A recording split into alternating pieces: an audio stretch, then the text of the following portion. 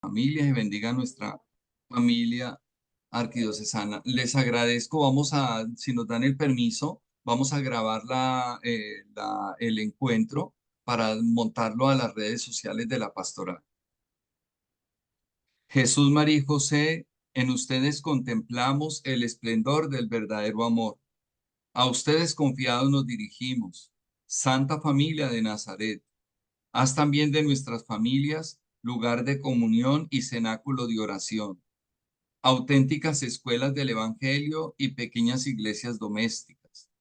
Santa Familia de Nazaret, que nunca más haya en las familias episodios de violencia, de cerrazón y división. Que quien haya sido herido o escandalizado sea pronto consolado y curado. Santa Familia de Nazaret, haz tomar conciencia a todos del carácter sagrado e inviolable de la familia, de su belleza en el proyecto de Dios.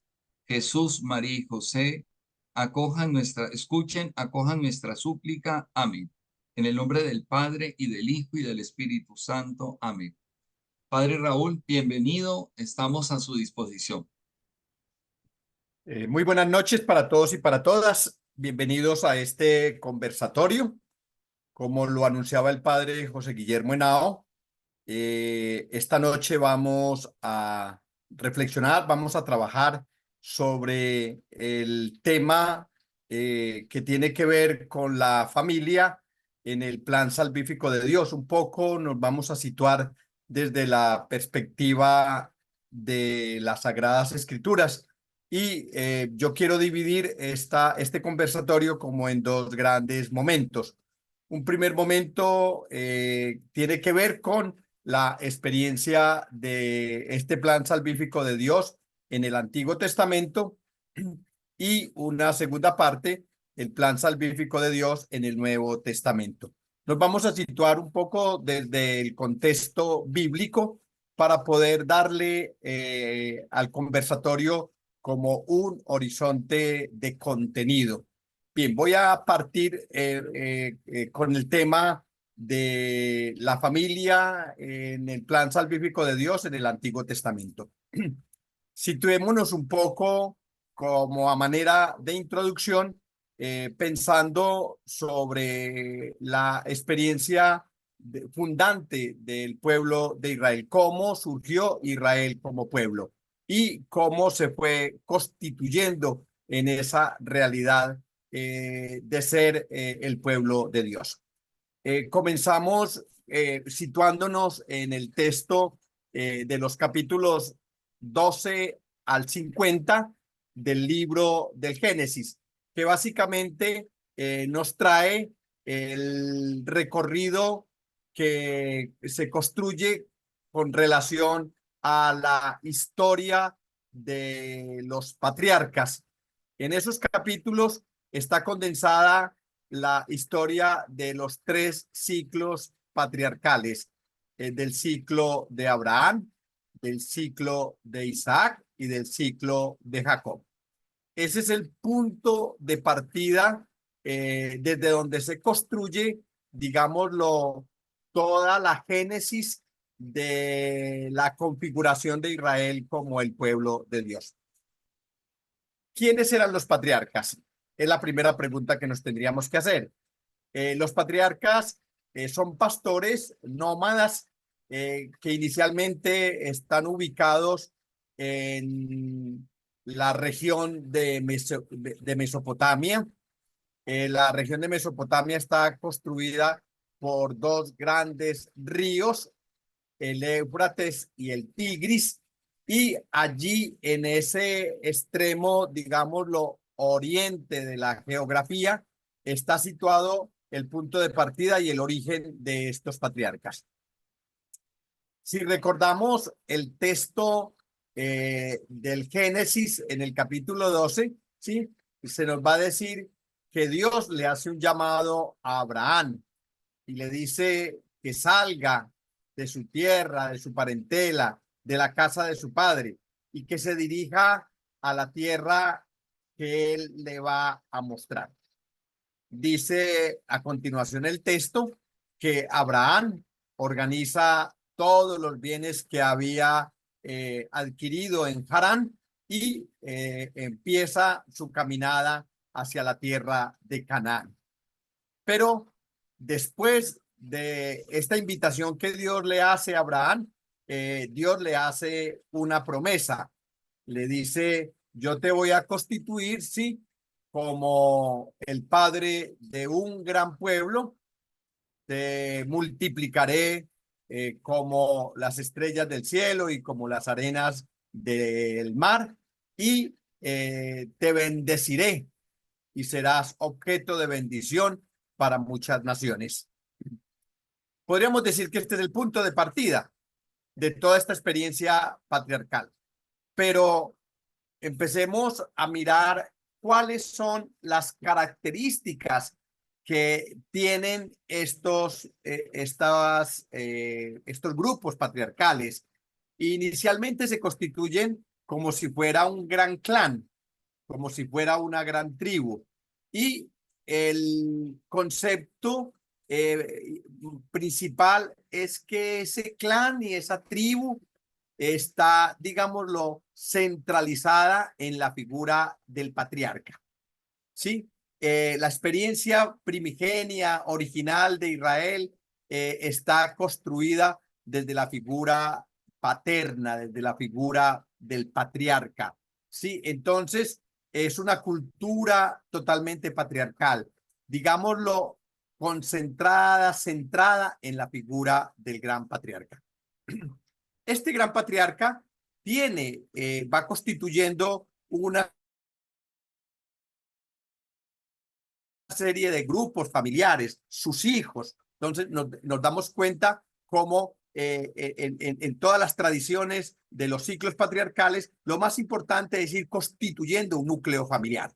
Ese núcleo familiar se construye a través de los hijos, ¿sí? Que van formando, que se van constituyendo como parte fundamental de ese grupo familiar que es el clan o la tribu.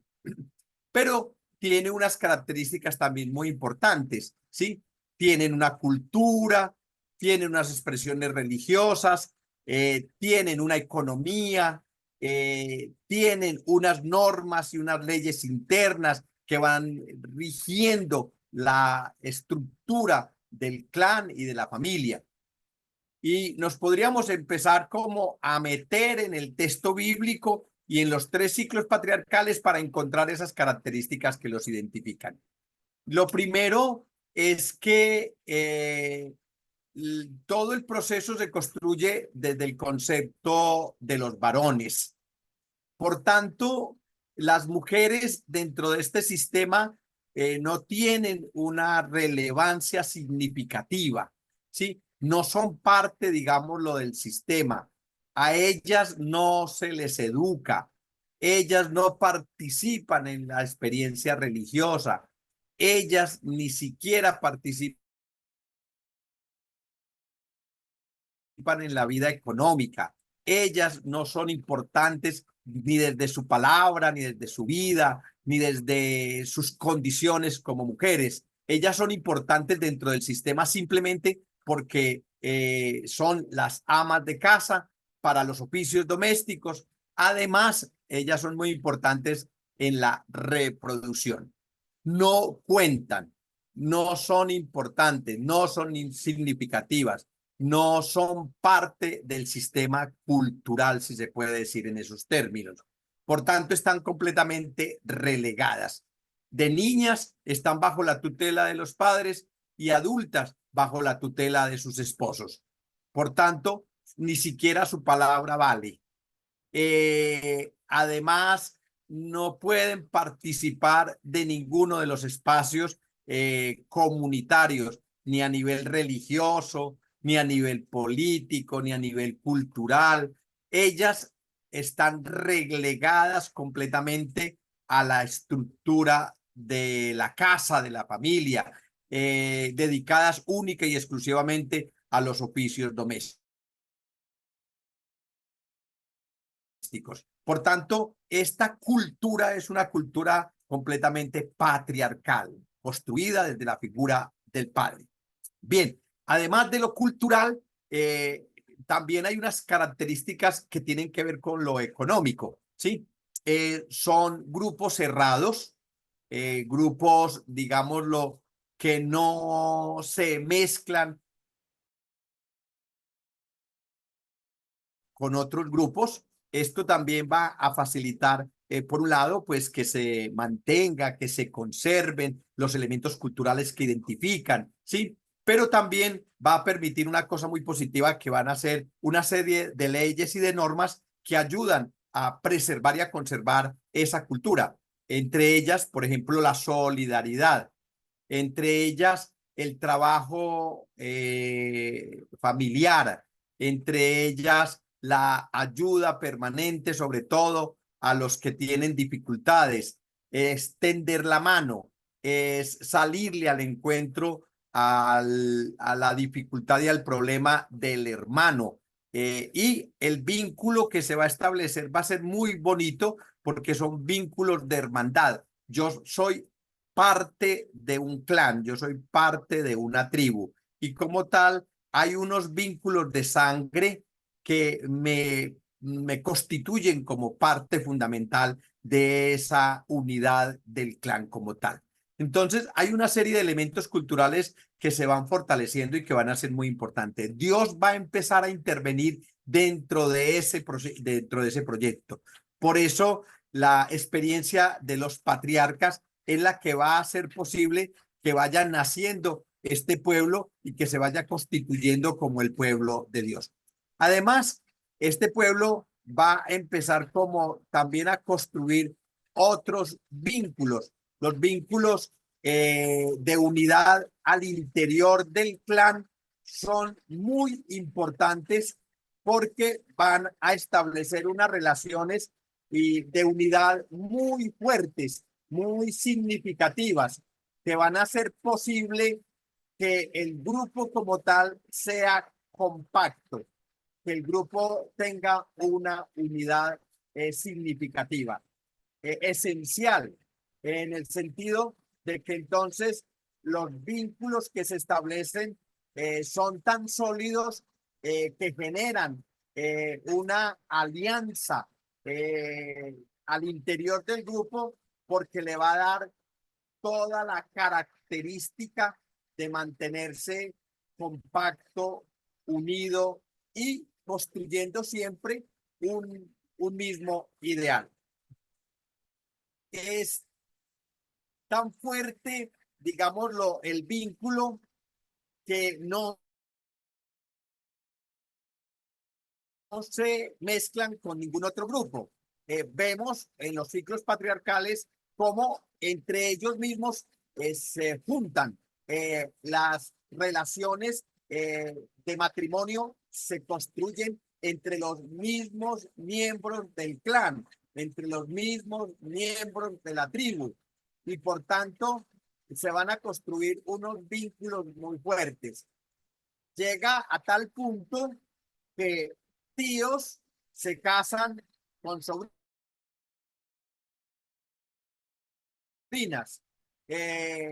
primos se casan con primas. Hay un vínculo muy estrecho en esos procesos de unidad que se establecen al interior del clan, que van a ser significativos, porque eso le da ya a la estructura una forma concreta, que le va a permitir, digámoslo, fortalecer vínculos internos, pero también salvaguardar una serie de elementos culturales. Varias preguntas. ¿Por qué se casaban entre ellos mismos? Primero, porque con eso preservan el vínculo de la unidad. Segundo, porque las tradiciones, su propia cultura, no se va a mezclar absolutamente con ninguna otra. Eso ayuda a preservar, digamos, los principios, los valores, las tradiciones y la cultura. Y tercero, por un elemento económico. El elemento económico es importante. ¿Por qué? Porque los bienes no van a pasar a manos de otras personas, miembros de otros grupos o de otros clanes o de otras tribus. Los bienes siempre van a quedarse dentro de la estructura clánica, ¿sí? Y además se preservan y se conservan en el sentido de que se convierten como en los bienes propios de la familia, los bienes propios del clan o de la tribu. Bien, hay una serie de elementos que también son muy importantes que permitieron que estos grupos se fortalecieran y tuvieran como unas relaciones internas supremamente fuertes y sólidas, ¿sí? Entre ellas también su experiencia religiosa. Ahí hay un fundamento muy sólido que le da unas bases muy fuertes a, a Israel para constituirse como pueblo. Ellos tienen una experiencia religiosa propia, como grupo, como clan, pero después, cuando se asientan ya en la tierra de Canaán, cuando ellos empiezan los pastores a convivir con los agricultores, cuando ya se hace todo ese proceso, digamos, lo de asentamiento en la tierra de Canaán, entonces ellos empiezan a experimentar en sus vidas esa presencia de Dios que les va mostrando como el horizonte de un proyecto. Dios interviene en su historia. Dios se convierte, digámoslo, como en aquel que va guiando y conduciendo a Israel en la construcción del proyecto de ser el pueblo de Dios. Ellos experimentan a Dios de manera muy cercana, lo experimentan en la historia y en los acontecimientos de cada día. Y Dios empieza a intervenir en esta historia, se hace presente. Y por eso uno de los elementos fundamentales dentro de toda esta experiencia religiosa del pueblo es que Dios establece con Israel una alianza. Y escuchemos los términos de la alianza. Yo seré su Dios y ustedes serán mi pueblo. En ese sentido, la experiencia que se construye es de una relación directa, ¿sí? Donde Dios se va a constituir como el único Dios de Israel y Israel se va a constituir como el único pueblo de Dios. Es una relación de fidelidad y de compromiso permanente, ¿sí? Ahí encontramos en el modelo de la alianza unos elementos que hacen como que se constituya una figura, la figura, digámoslo, esponsorial, la figura del matrimonio, la figura de la alianza y del compromiso. Dios es el que se compromete con el pueblo se compromete con Dios. Y es una relación de fidelidad permanente, ¿sí? Dios no va a tener otro pueblo, Israel no va a tener otro Dios. Y por tanto, entonces, esta alianza se va a convertir como en el pacto que va a garantizar las relaciones que Dios establece directamente con Israel, que es su pueblo. Entonces, aquí nos encontramos en el Antiguo Testamento una serie de elementos fundamentales que hacen posible cómo desde estos elementos que son netamente culturales, que hacen parte como de lo que es la tradición, de lo que hace parte como de lo que es la propia idiosincrasia del pueblo, cómo se va constituyendo la presencia de Dios y el acompañamiento de Dios a través de estas formas culturales. Va a ser muy importante entender la característica propia cultural de Israel, ¿sí? Que obedece a su propia, digámoslo, identidad, a su propio ser, a lo que él mismo ha construido y a lo que lo define como tal, ¿sí? Eh, no hay unos parámetros ni unas situaciones que podamos decir el elemento familia está construido de manera significativa desde la condición que tiene Israel como pueblo a través de la figura del clan, a través de la figura, digámoslo, de estas formas tradicionales y culturales que le permitieron a Israel constituirse como un pueblo. Las características familiares son propias de la cultura. La figura del padre, las formas familiares que se construyen, el lugar de las mujeres, la misma experiencia religiosa, ciertas costumbres internas que permiten que el modelo se mantenga, se conserve, que no se, digámoslo, se trate como de distorsionar o perder el sentido, porque el mismo Israel, la forma clánica y tribal, generó, digámoslo, como una serie de elementos que los llevó a preservar y a conservar el modelo como tal. Este modelo se fue multiplicando, sí, se fue, digámoslo, difundiendo. Es el modelo propio que se fue estableciendo a través de muchísimos siglos en la historia del pueblo de Israel.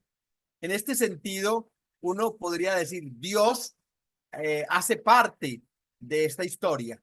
Dios hace parte de esta cultura. Dios hace parte como de este modelo, ¿sí? Él mismo lo acompaña porque digámoslo, el elemento fundamental de la experiencia religiosa de Israel es que Dios los va constituyendo como un pueblo y va construyendo con ellos el ideal de un pueblo, de ser el pueblo de Dios. Y encontraremos después en la historia cómo ese pueblo se configura a través de un elemento simbólico que es los hijos de Jacob, el tercer patriarca. ¿Sí? Ese patriarca tiene 12 hijos y con ellos entonces se constituye la figura de los hijos de Jacob. Recordemos que en el texto bíblico Jacob cambia de nombre, él tiene una experiencia de luchar con Dios y al luchar con él, Jacob vence, se vuelve fuerza y Dios le cambia a Jacob el nombre y ahora ya no se llamará más Jacob, sino que se llamará Israel. Israel que significa que ha vencido, sí, que es el que tiene fuerza. Y por tanto, entonces, ahora el elemento simbólico es los hijos de Israel, los 12 hijos de Israel, que van a constituir la unidad de las tribus. Y a partir de ese proceso de la unidad de las tribus es que se va a construir permanentemente la experiencia de Israel como un pueblo, en la figura de las 12 tribus, en la figura de los 12 hijos de Israel, es decir, los 12 hijos de Jacob. Y se construye lo que se llama históricamente la liga tribal. Cada uno de estas tribus, ¿sí? Va a constituir, digámoslo, un núcleo fundamental, ¿sí? Cada uno va a conservar, digámoslo, sus propias características, su propia identidad. Pero la suma de todos estos grupos es los que van a constituir posteriormente la figura del pueblo de Israel. Bien, recordamos que ellos finalmente después de la esclavitud, del tiempo del desierto, viene el tiempo de la conquista de la tierra y el asentamiento de ese pueblo en la tierra de Canaán. Ahí es donde ellos ya asentados hacen posible el proyecto que Dios les fue inspirando mientras fueron caminando por el desierto. Les fue inspirando un modelo, una manera, ¿sí?, de constituirse. Ese modelo está centrado en elementos muy comunitarios. Ejemplo, la tierra. La tierra es de Dios y por tanto no hay propiedad privada. Segundo, hay una economía que se construye desde la producción que cada una de las tribus va construyendo y después el intercambio de productos en la figura del trueque. No hay una economía centralizada, no hay una economía, digámoslo, de ganancia, de compra y de venta y de compra. No hay moneda, simplemente hay intercambio de productos. Es una economía solidaria, es una economía, digámoslo, de subsistencia. No hay acumulación, ¿sí? Porque los excedentes de producción lo que se hacen es intercambiarse de un grupo familiar a otro grupo familiar. Hay hasta un elemento muy interesante que es ayudarle al otro en los tiempos de la labranza o en los tiempos de la recolección de los frutos, como intercambio. Yo presto mi mano, el otro prestará su mano cuando a mí me toque hacer la recolección de los frutos o cuando me toque el proceso de labrar. Mire que son modelos muy comunitarios, muy de solidaridad, muy de ayuda mutua. Son elementos que ayudan como a mantener la unidad del grupo familiar. Por otro lado, también hay otros elementos que son muy fundamentales y tienen que ver con la unidad del pensamiento con respecto a Dios. Entonces, hay una figura teocéntrica. Dios es el centro de la historia y de la vida de este pueblo. Él es el que les va mostrando el camino. Él les va dando las normas, los principios, los mandatos a través de los cuales Israel se tiene que regir y se tiene que constituir y organizar. Por otro lado, hay unos elementos también muy bonitos que tienen que ver con sus propias tradiciones y con su propia cultura. Bien, la forma de gobierno. Tampoco está centralizado el gobierno, que es otra de las características interesantes de Israel en esta constitución como pueblo de Dios. ¿Sí? Habían unos ancianos, ¿sí? Que eran como aquellos que le daban unidad a, a, al, al, a la parte organizativa.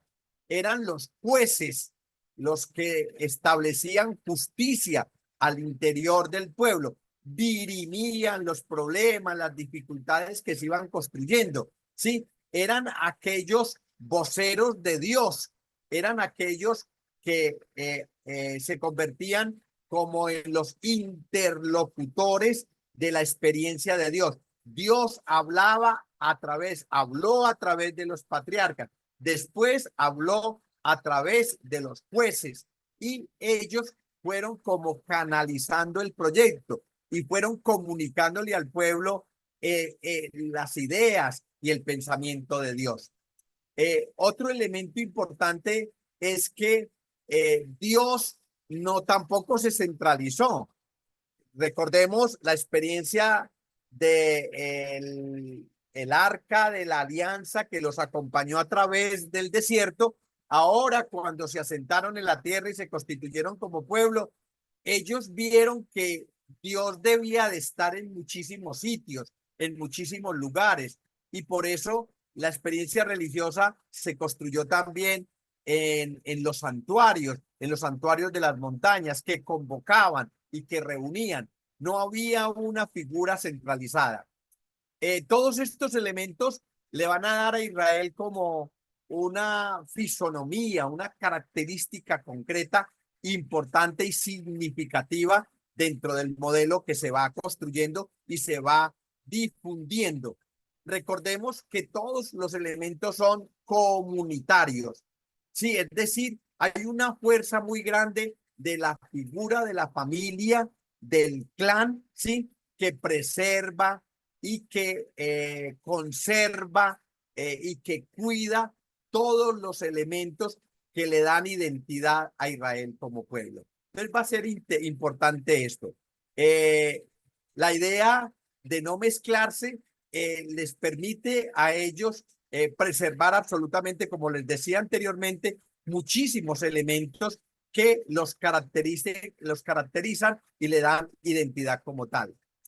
El pueblo conservó todos estos elementos a lo largo de toda su historia. Va a ser muy significativo porque el elemento de ser un grupo cerrado les permite mantenerse, digamos, con toda la identidad, mantenerse con todas sus características. Y finalmente quisiera decirles que de entre todas las leyes que se construyen, hay unas leyes que están encaminadas a mantener la unidad, ¿sí? El hermano, el otro como miembro del clan, que es fundamental, el cual yo tengo que, digámoslo, que eh, eh, ayudar, conservar, mantener. Discúlpeme, ¿ustedes me están escuchando? Aló.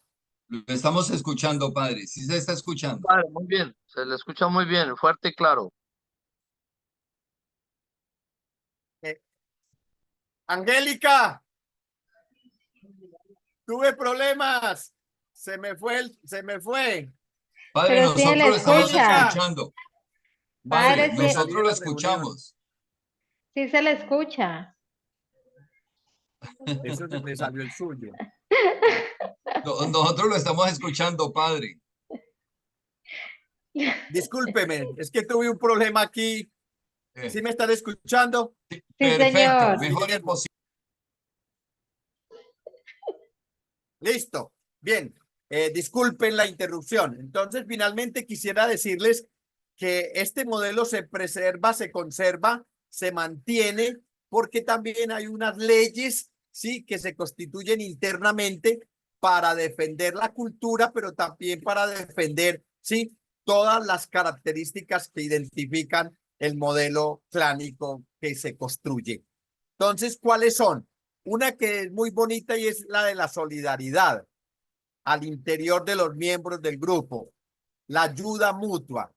Se preserva sobre todo al necesitado, aquel que cae en desgracia. Esa ley se llama la del goelazgo, goel, ¿sí? Dios que rescata, Dios que libera, Dios que preserva los derechos, sobre todo de los más débiles y de los más necesitados. Entonces, esa ley se va a constituir como un modelo de ayuda interna del grupo, ¿sí? El que es Goel del hermano es el que lo rescata, es el que lo libera, es el que lo defiende, es el que preserva su vida, su honra, su dignidad. Entonces, los lazos y los vínculos que se construyen son muy fuertes, supremamente fuertes, ¿sí? Tanto que el modelo como tal se mantiene, el modelo no se pervierte, el modelo no pierde su esencia, no se diluye. El proyecto es muy importante por todos estos elementos que le permiten mantenerse, digámoslo, con tanta solidez y con tanta fuerza. Bien, esta es la primera parte. Yo no sé si sobre esta primera parte habrá alguna pregunta, habrá algún interrogatorio, alguna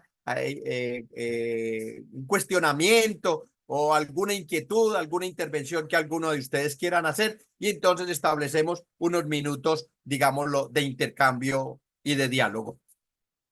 Bueno, ahí podemos cada uno de nosotros que queramos participar, sacar la manito ahí que aparece como apoyo dentro del sistema Si y alguien de quiere esa tomar la manera podemos palabra, participar, si alguien ¿sí? quiere decir algo, si alguno Padre, yo quiero necesita hacerle una alguna pregunta. inquietud, alguna Es decir, pregunta, lo podemos hacer pa- en este espacio, en este momento. padre, esa situación de que se conservara como la relación entre los miembros de la misma familia, no sé si le entendí mal, ¿es entre los miembros de la familia o es entre los miembros del clan? Porque eso trae también ciertas consecuencias a nivel de genético, ¿no? Entonces, si nosotros estamos viendo nuestra vida como una bendición de Dios, que estamos tratando de constituir nuestra vida como Dios, ya el hecho mismo, no sé, es decir, aquí perdone la ignorancia, padre, pero el hecho mismo de la combinación de características genéticas muy similares, no hacía también que empezaran a florecer también una cantidad de anomalías genéticas y cómo, entonces cómo funcionaba ahí Dios. A ver, claro, padre, el texto bíblico nos presenta esa figura, la figura directa de la unión matrimonial entre los miembros de la misma familia, ¿sí? El texto no nos dice de ninguna manera, ¿sí? Si esa unión entre los miembros de la misma familia generaban unas consecuencias genéticas. Simplemente lo que hace el texto es decir que para poder mantener el modelo como tal, para conservarlo, para, digámoslo, no permitir que sus características y sus condiciones se desfiguraran, entonces se empleaba la forma, ¿sí? Y lo entendemos que como figura cultural y como elemento cultural en ese espacio era totalmente permitido, ¿sí? Era parte como del elemento de identidad de ese pueblo, ¿sí? Las relaciones, ¿sí? Que se construían entre los mismos miembros del clan y de la familia, ¿sí? No tenemos, digámoslo, ningún vestigio, no tenemos ningún elemento que desde el texto bíblico nos ayude a poder determinar si estas relaciones de miembros de la misma familia generaban unas consecuencias genéticas, malformaciones o problemas, digamos, cognitivos o situaciones de taras y de consecuencias que tenían que ver como de pronto hoy lo tenemos muy previsto en la sociedad occidental en la que nosotros vivimos. Sin embargo, nosotros nos encontramos con que también por alguna razón en nuestra sociedad también se establecen algunos vínculos entre los miembros de la misma familia, entre primos, por ejemplo, ¿sí? Entre primos, por ejemplo, ¿sí? Que son alguna dentro de todo lo que es el grupo de parentela, puede ser no muy cercanos, porque en Israel sí se construían relaciones de relación matrimonial entre tío y sobrina, ¿sí? Pero nosotros lo establecemos desde otros vínculos menos cercanos a la consanguinidad. Sí, Edgar, te damos la palabra. Muchas gracias, padre. Es para hacer un pequeño aporte. Sí, diga. Creo que también es importante, frente a la pregunta del padre Guillermo, el concepto de familia. Teniendo en cuenta que el concepto de familia en, para esa cultura terminaba siendo bastante amplio, que no era solamente los lazos de consanguinidad. Es decir, la gente que llegaba y que ellos acogían también los tenían como hermanos. De pronto eso puede ayudar a ampliar la mirada del concepto de familia del pueblo hebreo. Perfecto, Edgar, gracias. Sí, este aporte es muy importante. ¿Por qué? Porque es que al clan también se vinculaban los esclavos y las esclavas, ¿sí? Que eran de alguna manera parte como de este proceso cultural que se construye en Israel. Tanto así, ¿sí? Que dentro de la experiencia de los patriarcas, algunos de ellos tomaron como esposas esclavas, ¿sí? Ejemplo, Abraham toma como esposa a una esclava, a Agar, porque Sara era estéril y por tanto, con la esterilidad de Sara no es posible que se cumpla la promesa. Es decir, esa que Dios le había hecho a Abraham de ser padre de una gran nación. Y por tanto, entonces, como recurso también cultural, es posible que los patriarcas tomaran a las esclavas de sus señoras como esposas y engendrar con ellas para poder tener descendencia. Lo mismo ocurre con Jacob, ¿sí? Lo mismo ocurre con Jacob. Jacob tiene 4 mujeres, ¿sí? Que son Lía y Raquel. Lía y Raquel. Y una esclava de Lía y una esclava de Raquel. Con esas 4 mujeres, Jacob tiene 12 hijos. Y bien, me da oportunidad para decir entonces que también dentro del modelo cultural no hay, no hay una monogamia. Esa no es característica de estos grupos clánicos, ¿sí? Sino que hay poligamia.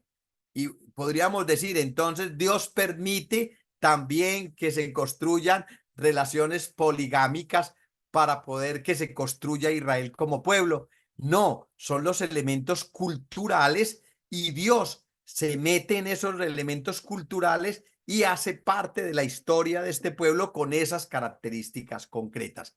Esa es la experiencia del Antiguo Testamento y son las características propias de Israel y de su cultura, ¿sí? De sus formas, que nosotros no podemos dejar, digámoslo, a un lado, ¿sí? No podemos olvidarlas porque ese es el principio desde donde nosotros los cristianos construimos toda nuestra historia. Inicialmente la historia de Israel la asumimos nosotros en nuestra historia y en nuestra vida después de Jesús, ¿sí? Por eso les decía que en esta conferencia la partíamos en 2, el Antiguo Testamento y el Nuevo Testamento. Estas son las características que aparecen en el texto bíblico. Estas son, digamos, la realidad, digámoslo, que da identidad a Israel como pueblo en esa figura de familia que es ampliada con todas estas características y con todos estos elementos culturales propios. Y Dios interviene y Dios hace parte de esta historia, ¿sí? Porque en definitiva, ¿sí? La Biblia es la historia que se hace teología del pueblo de Israel. Esa es como la experiencia propia del Antiguo Testamento. ¿Alguna otra intervención? Oh, Edgar, otra vez. Edgar, Sí, señor. ¿sí vas a volver a hablar? No, no, señor. Ah, es que se No, quedó la señor. mano encendida. No se preocupe, Ay, tranquilo. qué pena. Sí, padre José Guillermo. Yo tengo otra preguntita, padre, porque, a ver, ¿qué es lo que a mí me llama la atención también? Cuando nosotros hablamos, no, es que yo siento la bendición de Dios en mi vida, yo siento que Dios va bendiciendo mi familia. Entonces, nosotros hablamos de ciertos signos a través de los cuales Dios nos va mostrando, pero yo creo que ya también hay una participación de ese pensar de la iglesia, esa organización ya de cierta estructura a nivel religioso que nos ayuda a permitir o nos permite a nosotros como familias o a nivel personal sentir y experimentar la presencia de Dios. Entonces, el pueblo de Israel, ¿cómo experimentaba que Dios estaba avalando lo que ellos estaban haciendo frente a la manera como ellos se iban organizando? Por ejemplo, lo que usted decía ahorita, decir, la poligamia entra también dentro de las costumbres y Dios empieza a meterse dentro de esas costumbres, cómo ellos van sintiendo que de verdad Dios, ellos tienen la bendición de Dios. No sé, padre, y me hago entender en la pregunta o estoy haciendo una pregunta muy boba. No, Dios va interviniendo, sí. Dios va actuando a través de la historia y va purificando y le va dando también su propio cauce y va logrando que este pueblo empiece a hacer también procesos, ¿sí? De cambio en sus estructuras culturales, ¿sí? En sus propias tradiciones y aún en su propia experiencia de fe. Dios va permitiendo que el pueblo se vaya depurando y se vaya consolidando y construyendo desde ese querer de Dios, desde esa voluntad de Dios. Pero bueno, pasemos al Nuevo Testamento. Sí, la persona que está alzando la mano, que no sabemos su nombre. Sí, buenas noches, padre Gerardo Caicedo. ¿Podrían entonces uno resumir que la figura de la familia en el Antiguo Testamento es una figura que va cambiando a raíz de la presencia de Dios y va dejando de ser tan, como la han descrito ustedes ya, poligámica, para convertirse luego quizás en el modelo ideal de la familia santa de Nazaret, que será, me imagino, la segunda parte? O sea, mi pregunta Claro. es, lo que trato de entender es, de unas múltiples culturas que fueron dando origen al pueblo de Israel, perdóneme la ignorancia, va llegando a la decantación de lo que es el Nuevo Testamento con una nueva familia según el modelo de la de Nazaret. Claro, perfecto. Hay una cosa que tenemos que entender es el proyecto de Dios en el pueblo de Israel. ¿Sí? Esa es una experiencia, es lo que nosotros conocemos como el Antiguo Testamento, cómo Dios va haciendo presencia en esta historia y lógicamente va depurando y acompañando todas estas formas culturales para podernos, digámoslo, acercar a la experiencia definitiva de Dios en el Nuevo Testamento a través de Jesús, ¿sí? Que va a ser lo significativo para nosotros, los cristianos, ese punto de partida que nos va a regalar Dios en su historia de revelación a través de su Hijo Jesucristo. Y ahí es donde podemos decir, se pueden colocar todas las bases de lo que será la experiencia de nuestra familia cristiana, ¿sí? La familia cristiana. Listo, tenemos el Antiguo Testamento como parte de nuestra historia, pero lo más importante va a ser cómo Dios va a intervenir en la historia a través de la presencia de su Hijo, de Jesús, ¿sí? Que es el elemento más significativo. Es la segunda parte de este conversatorio, entender que Dios nos regala a su Hijo Jesús y a través de su Hijo Jesús nos va a regalar su palabra, nos va a regalar su proyecto, ¿sí? Por eso lo que nos vamos a encontrar nosotros en los evangelios, ¿sí? Va a ser precisamente el proyecto de Dios a través de la palabra de Jesús. Jesús nos va a comunicar cuál es el nuevo proyecto que Dios tiene para su pueblo, para su nuevo pueblo, ¿sí? Para el nuevo pueblo de Israel. De nuevo constituido sobre la figura de 12. Recordamos que les había dicho que el pueblo de Israel se había constituido sobre la figura de los 12 hijos de Israel, de los 12 hijos de Jacob. Ahora el nuevo pueblo de Israel se va a constituir sobre la figura de los 12 discípulos, ¿sí? De los 12 apóstoles. Esa es una figura muy importante. Él constituye este grupo y a este grupo Jesús le va a enseñar, le va a comunicar el proyecto de Dios, que todos conocemos que se llama el proyecto del reino de Dios. Y uno podríamos empezar a pensar en cómo está construido este nuevo proyecto. Entonces, Jesús va a colocar a Dios en el centro del proyecto, igual como se construyó en el Antiguo Testamento, ¿sí? Pero Jesús va a retomar ese elemento de la figura de Dios, pero como padre. Ahora le va a dar una nueva significación, ¿sí? Desafortunadamente, la experiencia de Dios en el Antiguo Testamento se va a diluir y se va a enredar muy, muy fuerte por muchas situaciones que tienen que ver con la misma historia y con los intereses mismos que va construyendo Israel a lo largo de la historia, ¿sí? Y Dios pierde su fuerza, su carácter al interior de la historia de Israel.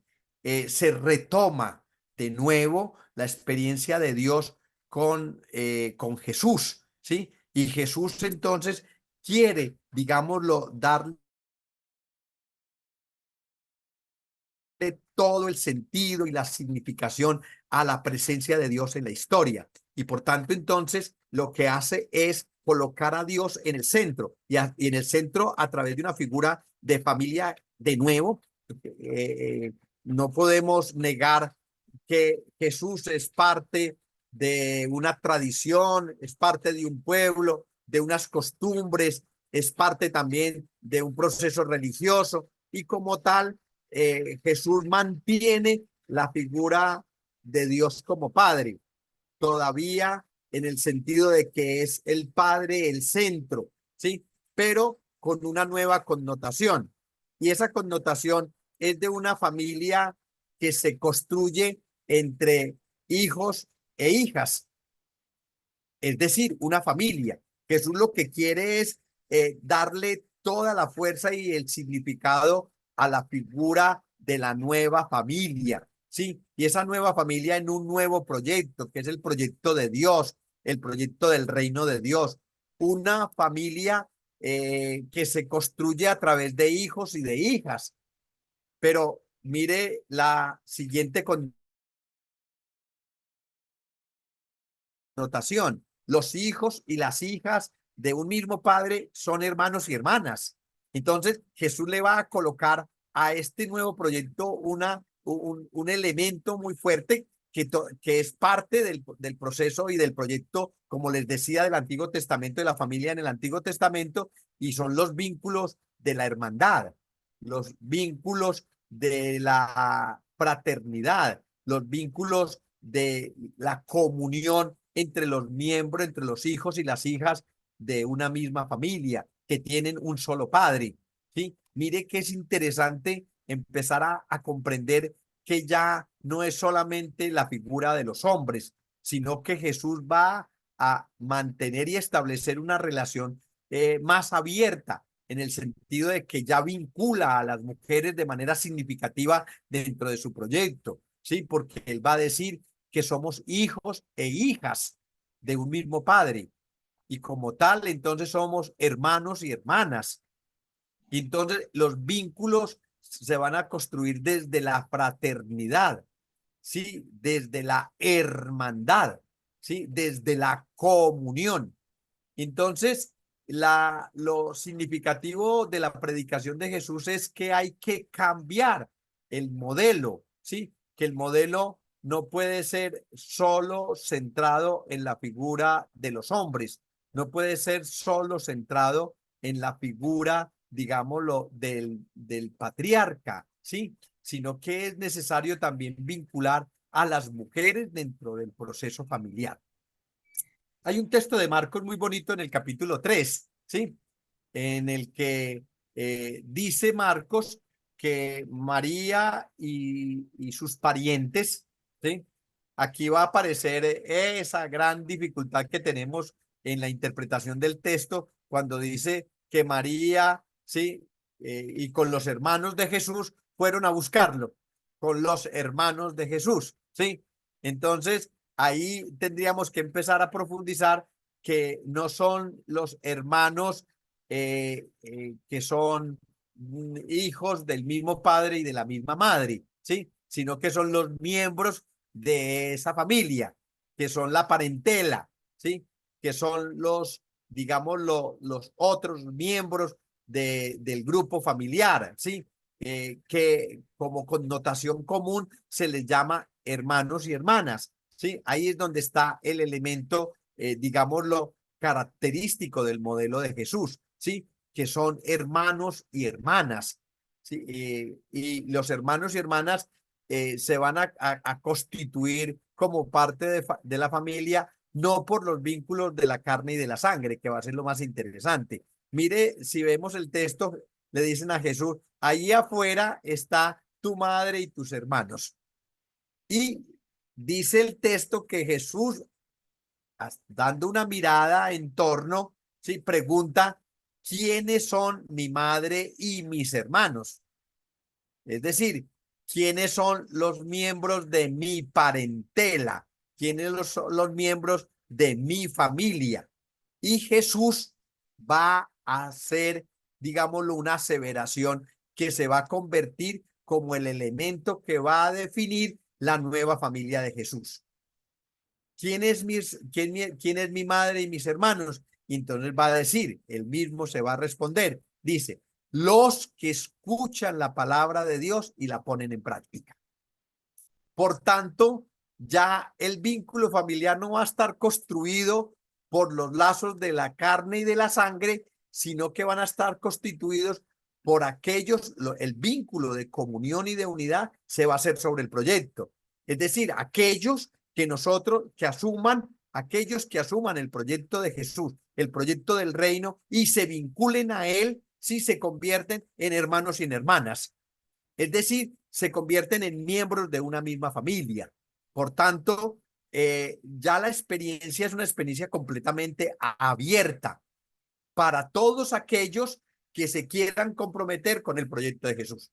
Eso serán la nueva familia de Jesús, no los que están, digámoslo, constituidos por los lazos de la carne y de la sangre, sino que por el contrario estaremos unidos por un proyecto en común. Y el proyecto común es ser parte del proyecto de Dios, es decir, de ser parte del reino de Dios. Y entonces la pregunta es, ¿cómo nos hacemos miembros de esa comunidad? ¿Cómo nos hacemos miembros de esa nueva familia? Asumiendo el evangelio, asumiendo el proyecto de Jesús. Creer que Dios es nuestro Padre. Segundo, creer que el que está a mi lado, el otro que está a mi lado es mi hermano. Y tercero, con el hermano y con la hermana que están a mi lado, construir un nuevo estilo de vida. Y ese nuevo estilo de vida es el que Jesús nos dejó, digamos, lo escrito en su evangelio. Ese nuevo estilo de vida es un estilo construido en la común unión. Está construido en la fraternidad, está construido en la solidaridad, está construido en la capacidad de compartir los bienes, está en la capacidad de tender la mano al necesitado, está en la capacidad de perdonar al otro, está en la capacidad de construir un vínculo de amor, ¿sí? Como hermanos, está en la capacidad de ayudarnos, está en la capacidad de entregar si es necesario mi vida por el otro, está en la capacidad de empezar como a salir de muchísimas esclavitudes como el egoísmo, como la acumulación, como vengarme del otro, en utilizar al otro, en el aprovecharme del otro. Sí, hay muchísimas características que en el evangelio nos van a dar cuenta, y una cuenta muy interesante de cómo se construye el nuevo modelo, la nueva familia. Entonces, por tanto, si yo me quiero vincular, me tengo que vincular desde mis opciones y desde mi compromiso con el evangelio. Y las opciones y los compromisos del evangelio es el otro, es el hermano, ¿sí? Por eso es muy importante cómo saber construir la hermandad, cómo construir el vínculo de ser parte de la nueva familia. Es fundamental entenderlo, que se hace a través de una forma significativa, y es ya no los vínculos de la carne y de la sangre, sino los vínculos del proyecto, donde yo me hago hermano y hermana. Y lógicamente que ese nuevo elemento va a posibilitar una nueva forma de ser familia o de ser comunidad. Entonces, nosotros los cristianos nos hermanamos, valga la palabra, nos hermanamos por el proyecto de Jesús. Nosotros somos parte de esa familia si yo acepto que el otro, el que está a mi lado, es mi hermano, y con él construyo un nuevo proyecto de vida. Y ese proyecto de vida es el proyecto evangélico, es el proyecto de Jesús, es el proyecto del reino, donde Dios es el centro, donde Dios es el Padre que nos convoca y nos reúne. Es el Padre que hace posible los vínculos, es el Padre que es capaz de romper todas las ataduras, ¿sí? Del mundo en el que nos rodea, para construir una nueva experiencia de vida, una experiencia humana, una experiencia muchísimo más justa, más igualitaria, una experiencia de un proyecto en el que nos incluimos todos, sin diferencias, un proyecto en el que se hace posible una experiencia, digámoslo, muy fuerte de sentir que el otro, ¿sí?, es muy importante en la historia y en mi vida. Así nace el cristianismo, así nace la experiencia del proyecto de Jesús. Y sabemos que ese proyecto lo asumen los discípulos. Y lo más interesante de los discípulos es, después de la pasión, de la muerte y de la resurrección de Jesús, después de su experiencia de volver al Padre y de enviarnos su Espíritu, ¿sí? En el día de Pentecostés, entonces comienza esa experiencia significativa de la predicación de los discípulos y del nacimiento de las primeras comunidades cristianas. Si leemos en el libro de los Hechos de los Apóstoles, ¿sí? Que va a ser muy interesante, en el capítulo 4, en el capítulo 2, versículo 42 y siguientes, ¿sí? No, en el capítulo 4, versículos 42 y siguientes, nos vamos a encontrar el modelo de la iglesia primitiva, el de la primera comunidad cristiana, ¿sí? Y hay 4 elementos que van a identificar al inicio de esta comunidad, ¿sí? Lo primero que va a ser muy importante es la enseñanza de los discípulos, cómo ellos van a seguir anunciando el evangelio, cómo van a seguir predicando, cómo van a seguir comunicándole a esta comunidad que nace, ¿sí? Toda la experiencia de Jesús, su palabra, su proyecto. Va a ser muy importante entonces esa palabra predicada por los discípulos como fundamento desde donde se construye el modelo de la primera comunidad cristiana. Segundo, hay una experiencia y es la de compartir los bienes, ¿sí? La de compartir los bienes.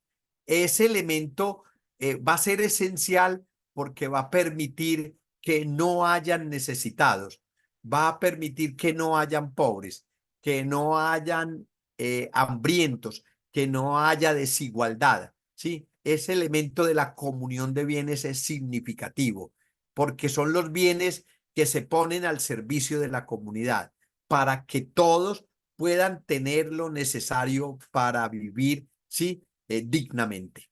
El tercer elemento es el de la oración. El tercer elemento es oraban juntos, ¿sí? Como expresión de unidad, ¿sí? Y de comunión, ¿sí? La oración común. Y el cuarto elemento es la fracción del pan. La fracción del pan que se convierte después en el signo eucarístico, ¿sí? Que los convoca y los reúne. Es el memorial de Jesús que está resucitado en medio de la comunidad. Mire, es muy interesante cómo los discípulos hacen posible que el evangelio de Jesús se vuelva una práctica, una experiencia concreta, un proyecto que se construye, que se vive, ¿sí? No es algo utópico, no es simplemente un proyecto, no son ideas, no, se concretan en la práctica cotidiana. Y esto es lo que le va haciendo posible que la predicación de los discípulos en distintos lugares, en distintas geografías, haga posible que el evangelio se vaya difundiendo. Y por último, ¿sí? La experiencia de Pablo. La experiencia de Pablo es muy interesante, ¿sí? ¿Por qué es interesante la experiencia de Pablo? Porque Pablo hace un proceso de predicación y de anuncio del evangelio desde una figura, ¿sí? Y la figura es multiplicar las pequeñas comunidades cristianas donde en las casas. Y entonces va a nacer lo que se llama la Domus Ecclesia, ¿sí? Es decir, la iglesia de casa, la iglesia de familia, de pequeño núcleo, ¿sí? Esto va a ser importante porque es a partir de la figura de la casa que convoca, no la casa como la mera estructura física, sino la casa como la familia, ¿sí? Como los miembros de ese grupo, ¿sí? Que viven en esa casa, que convoca, que reúne, ¿sí? Y es a partir de esa figura desde donde Pablo empieza a construir su proceso de evangelización. Entonces, ¿quiénes son las primeras evangelizadas por Pablo? Las familias.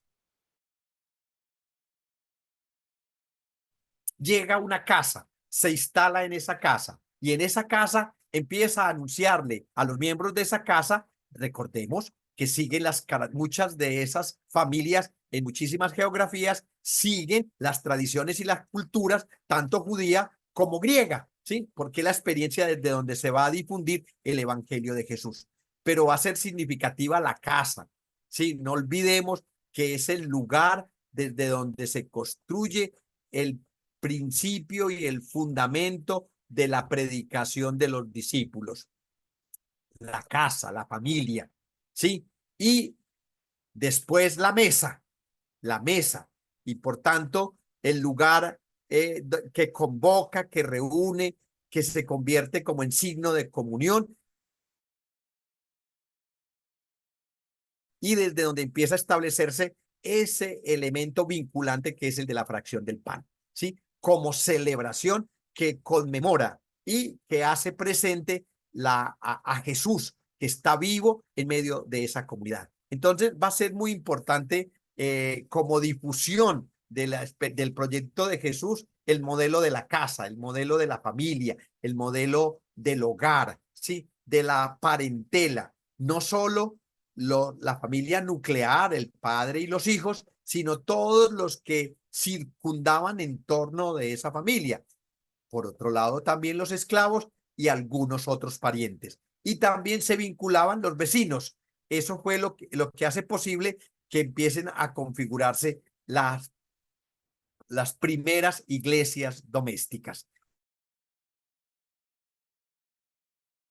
Es decir, las primeras iglesias de familia, las primeras iglesias de casa, como las llama Pablo en todo su proceso, digámoslo, de evangelización.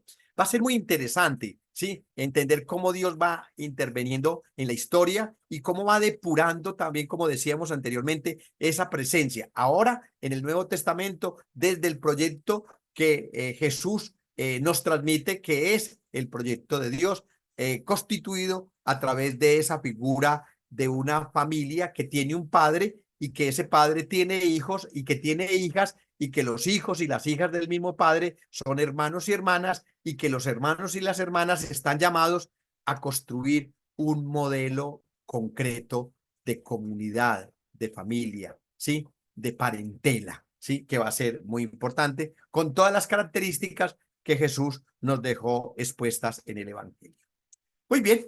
Esto es también un poco así como muy rápido, como con algunos elementos que uno podría seguir profundizando y fortaleciendo, porque son los que nos encontramos en los evangelios y que después se convirtieron como base de todo el proceso de predicación de los discípulos y la configuración de las primeras comunidades y de las primeras iglesias domésticas.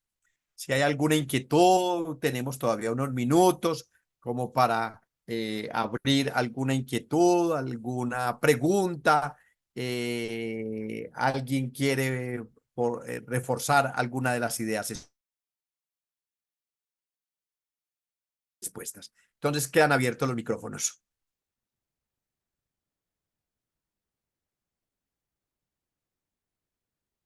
Nadie tiene ninguna inquietud. No, yo sí la tengo, padre. Sí, Ángela. Padre, qué orgullo verlo. De aquí en Jamundí, Cristo sacerdote. Muchas gracias, Ángela. Me alegra también saber que de ese rinconcito nos están viendo y están participando de este conversatorio. Muchísimas gracias, Ángela.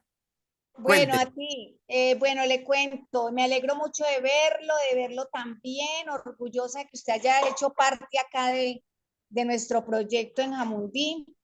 Y decirle, padre, que sí, yo estoy leyendo aquí sobre el Antiguo Testamento, me interesó mucho el tema y lo voy a buscar para que me aclare muchas cositas. Perfecto, gracias, Ángela. El presbítero que está alzando la mano. Padre Albert. Es Albert. Padre Albert. Buenas noches, ¿cómo están? Muy bien, ¿tú cómo vas? Bien, saludos para todos.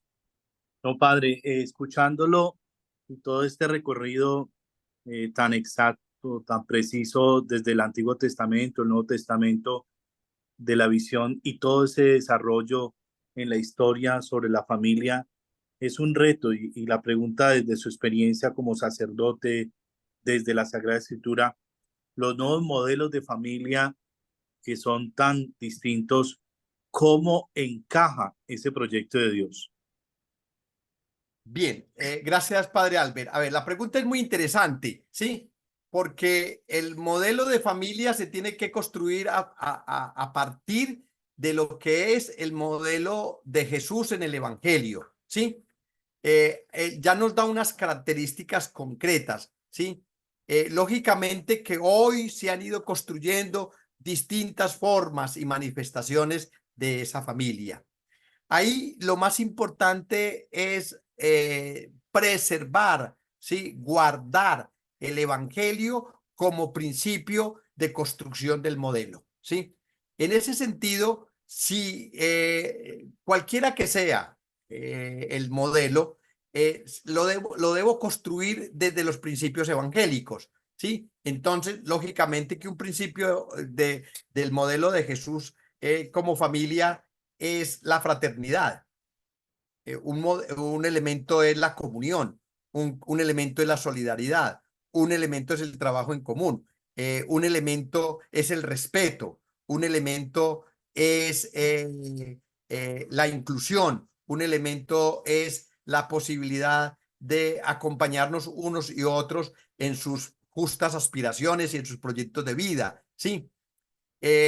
Si colocamos todos los principios del Evangelio, les aseguro que el modelo de familia, sí, tendrá un fundamento, sí, y ese fundamento ya también le va a marcar una ética, una moral, le va a marcar unos principios, unos valores, le va a, digamos, lo va a encuadrar. Si el modelo es evangélico y seguimos los principios del evangelio, les aseguro que dentro de cualquier modelo de familia construido desde allí, digámoslo, tendríamos que ajustar muchísimos elementos, ¿sí?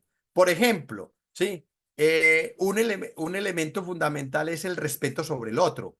Entonces, eso me tiene que llevar a mí a construir un modelo de relaciones, un modelo de comunicación, un modelo de, digámoslo, de elementos comunes, ¿sí? Entonces, poner, digámoslo, siempre como elemento de construcción, ¿sí? Los principios del proyecto de Jesús en el Evangelio. Si nos enmarcamos desde ahí, les aseguro que construimos experiencias de familia muy significativas, ¿sí? Con mucha fuerza y con mucha proyección. Por eso, la tarea permanente es construir familias cristianas. ¿Qué significa familias cristianas? Familias que construyan todo su proyecto como familia desde el Evangelio, desde Jesús, ¿sí? Y les aseguro que desde ahí no nos vamos a equivocar. Muy bien, ¿alguna otra pregunta? Padre Guillermo, usted iba a preguntar algo.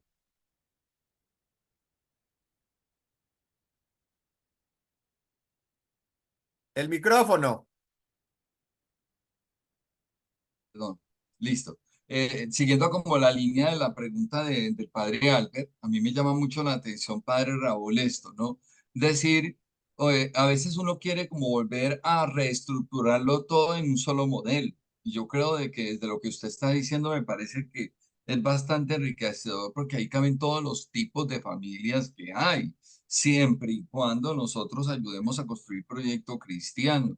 Es que el proyecto cristiano no está definido hacia un modelo específico, está definido hacia un estilo de vida.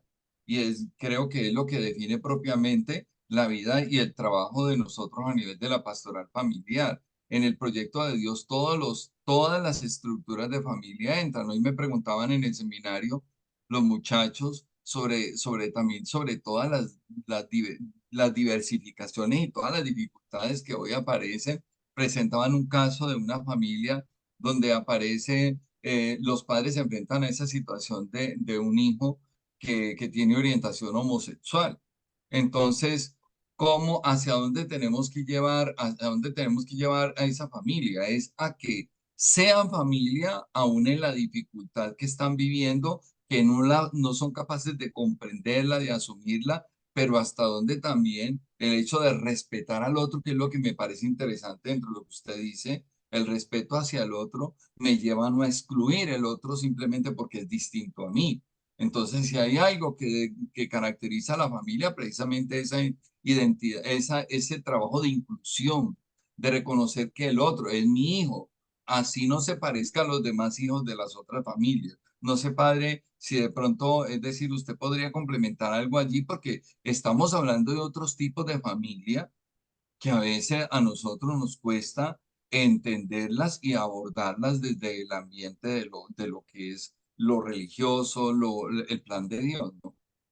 Bien, gracias, Padre. Mira, hay una cosa que es muy importante en Jesús y en el Evangelio, ¿sí? Y es la dignidad de la persona, la condición de persona.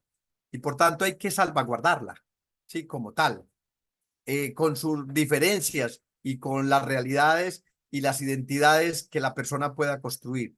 Pero hay que vincularla y hay que vincularla dentro de la familia desde los principios mismos del Evangelio, desde esa capacidad de entender su propia condición, ¿sí? De asumirla, de orientarla, de poderla, digámoslo, como ayudarle, ¿sí? A que haga una experiencia significativa, ¿sí? Muchas veces sin cargas, pero con todo el amor, con todo el respeto, con la posibilidad de ayudarle a que construya un buen proyecto de vida, también que tenga actitudes éticas, ¿sí? Comportamientos, digámoslo, definidos y concretos, ¿sí? Eso es muy importante, porque en esa medida lo significativo es el valor que él tiene como persona. Entonces yo pienso que en eso tendríamos hoy que ponernos es desde de cara al mismo evangelio, de cara al mismo Jesús, ¿sí? ¿Cómo actuaría Jesús hoy en la realidad del mundo en el que nos movemos? ¿Cómo, qué elementos nos orientaría? ¿Qué enseñanza nos daría con respecto a esa diversidad de formas que se van construyendo en el mundo de hoy? Sí, y que no podemos satanizar y que tampoco podemos seguir como con ese concepto que ya está totalmente revalorado de la familia desde el vínculo nuclear, el papá, la mamá y los hijos. ¿Sí? Ahora hay una serie de manifestaciones y de realidades tan abiertas, ¿sí? Que es necesario ir construyendo y vinculando, pero vinculando bien, es decir, vinculándolas desde el concepto y desde los principios propios de Jesús y del Evangelio, ¿sí?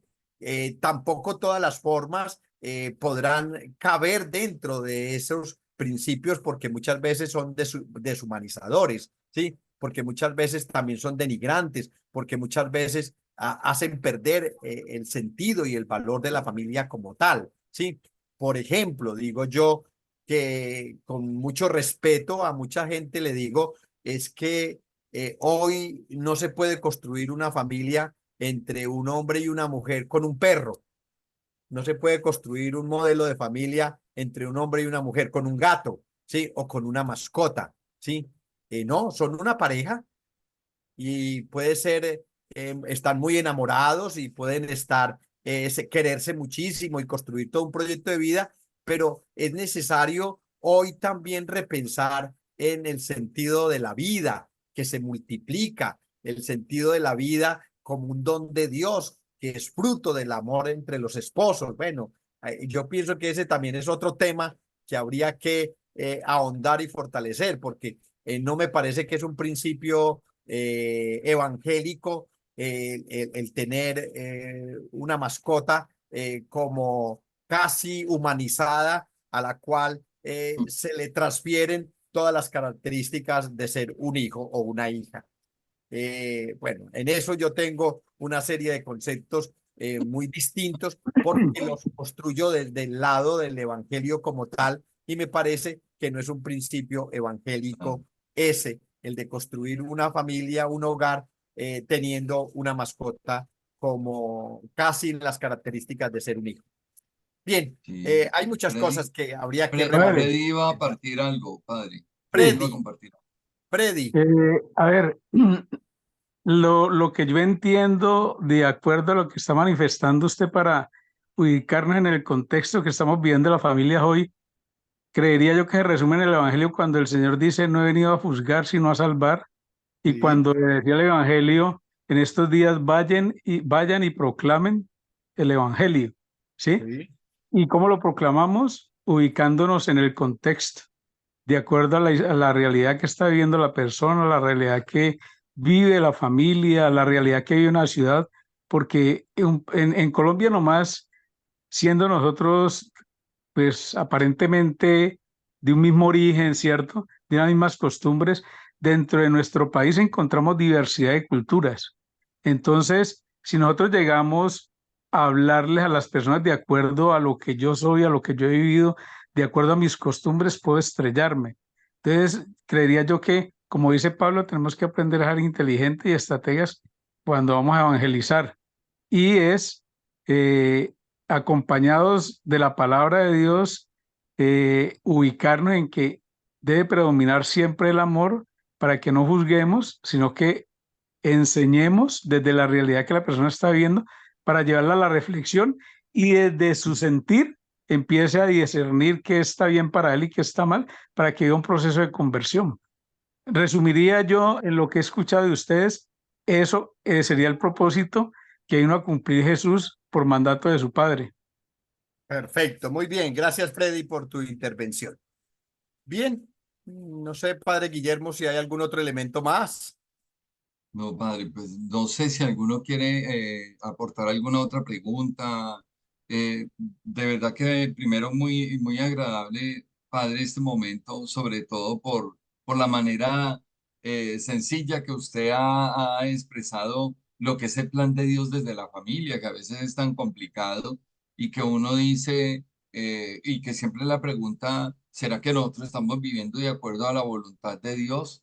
Que es lo que uno siempre trata como de fortalecer en el mismo trabajo de la pastoral familiar. Uno vive de acuerdo a la voluntad de Dios cuando su vida refleja la voluntad de Dios. Es decir, que creo que para todos es muy claro la fraternidad.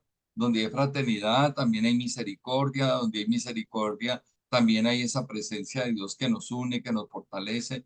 Verdad que es bastante interesante todo ese discurso que usted nos ha compartido frente a ver a un Dios que camina en la misma historia de los seres humanos y que no nos está llevando desde el comienzo a ser perfectos como a veces nos pensamos desde las disfuncionalidades de la familia, sino yo creo que nos lleva a caminar en la perfección. Y usted me dijo una cosa que a mí me llama la atención y que creo que vale la pena reforzarlo. Es decir, esa historia de la familia anterior sirve para que el Señor la redefina de otra manera muy distinta y de esas malfuncionalidades que se dan, de esas disfuncionalidades que se dan, se llega a un nuevo tipo donde inclusive también es disfuncional, porque ya no es, a mí no me vincula el otro por la sangre, a mí me vincula el otro por el vínculo que creo de relación con el otro, por encima de que sea de la misma sangre, no, los que ponen en práctica lo que escuchan. Entonces, padre, muchas gracias por ese compartir, por ese testimonio. Gracias por apoyarnos en esta semana de la familia.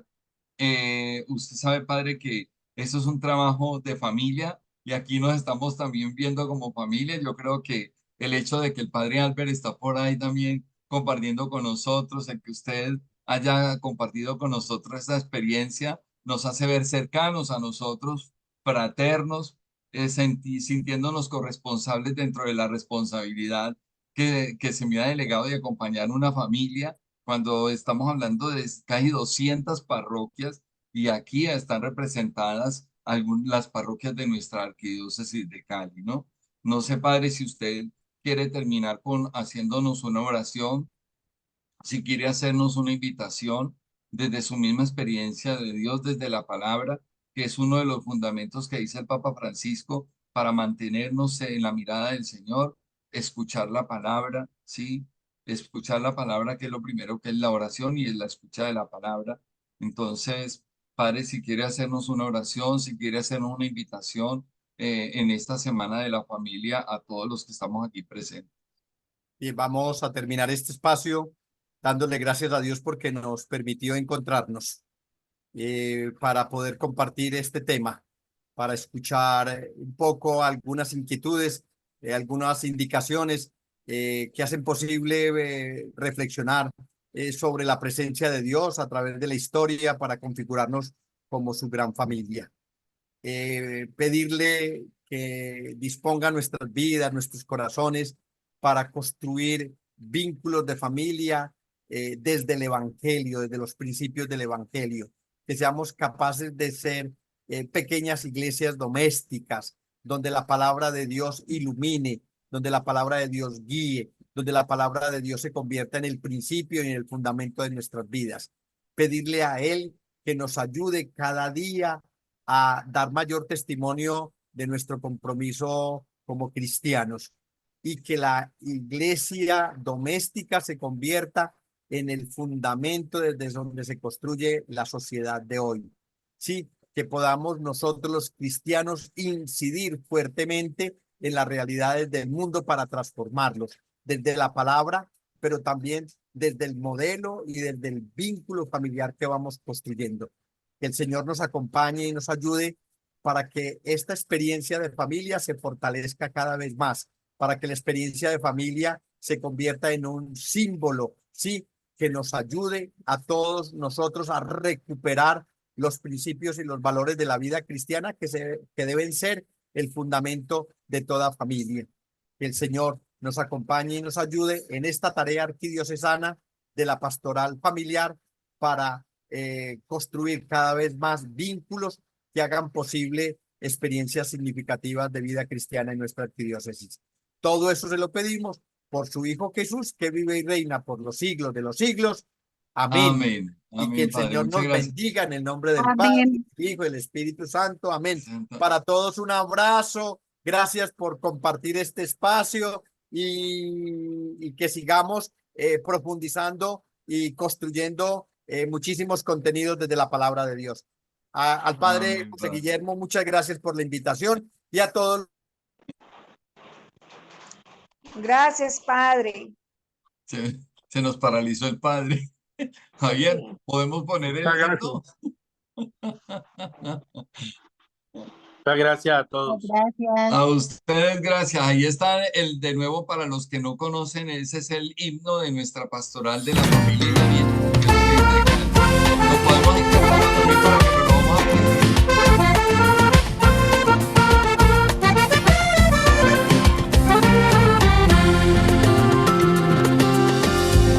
Bendice, Señor, el amor de esposos y el fruto del amor que son sus hijos. Y danos la dicha de construir nuestra familia desde el esfuerzo y la gracia que nos das. La vida nace de una decisión humana, es un pacto de amor y compromiso como padres, pero eres tu Señor, el gran artífice de ella, y como don sagrado nos la das.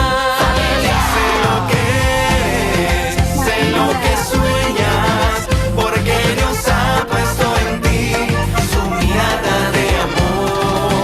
Familia, sé lo que eres, ve a donde quieras, bajo la sombra del Espíritu de Dios, del Espíritu de Dios.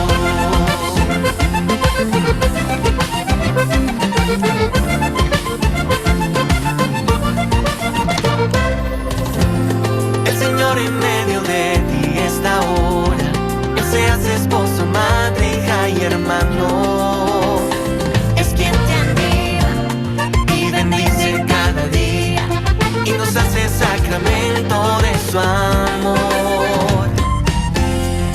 Resplandece, oh Señor, en mi familia, que tu luz guíe e ilumine nuestros días, y que el amor y el perdón y la alegría sean signos de la paz que tú nos das. Sé lo que